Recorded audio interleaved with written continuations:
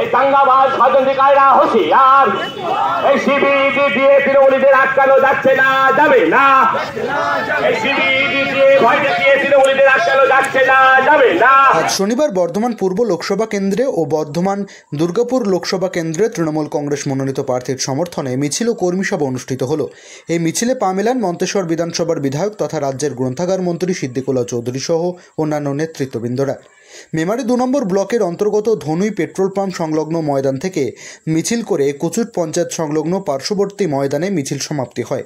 পাশাপাশি মিছিলের শেষে ওই ময়দানে কর্মী সভা অনুষ্ঠিত হয়। পূর্ব বর্ধমান লোকসভা কেন্দ্রে তৃণমূল কংগ্রেসের প্রার্থী ডাক্তার শর্মিলা সরকার ও বর্ধমান দুর্গাপুর লোকসভা কেন্দ্রের প্রার্থী কীর্তি আজাদের সমর্থনে মিছিল ও কর্মী সভা অনুষ্ঠিত হলো।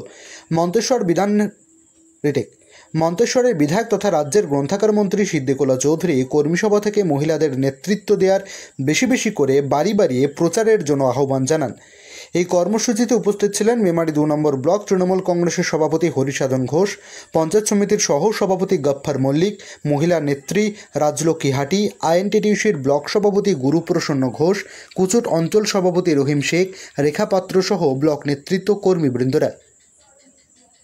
প্রতিনিধি মৃত্যুঞ্জয় যশের রিপোর্ট, MBS নিউজ। আমরা সভাপতি, এখানে প্রতিটি অঞ্চলের প্রতিনিধিরা এসেছেন, মানুষজন সাথ দিয়েছে।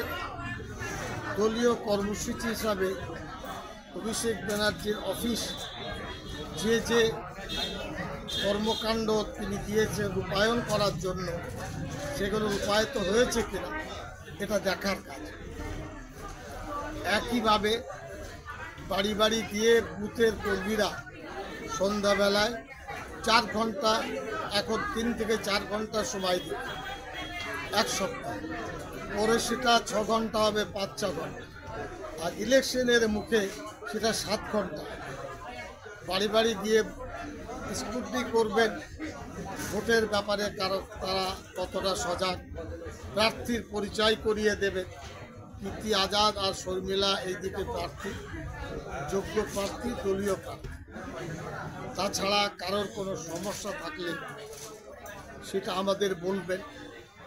একইভাবে সরকারি প্রকল্প তারা পেয়েছে কিনা সেটা জানবেন।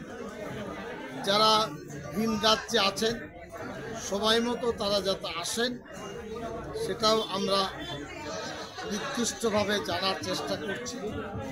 এবং এখানে যারা বিধানসভা এবং বিশেষভাবে পঞ্চায়েত নির্বাচন করেছে, এই কমিটির উদ্যোগে আজকে মিছিল তারা করবে।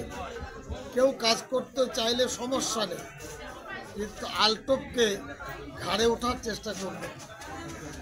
পঞ্চায়েত নির্বাচন ছিল খুব কঠিন, সকলেই বলেছিলেন যে মেমারি প্রচুর হেরে যাবে, কিন্তু ভোটাররা ভোট দিয়ে মুখ উজ্জ্বল করেছে। আমরা সেটাকে ধরে রাখতে চাই, ছেলেরা অপেক্ষা করে।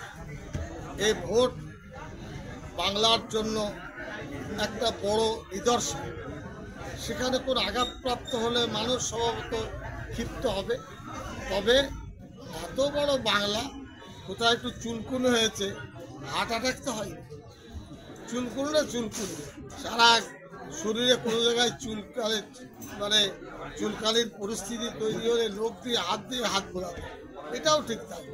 বিক্ষিপ্ত ঘটনা, ওটা খুব একটা বড় কিছু। ধন্যবাদ স্যার।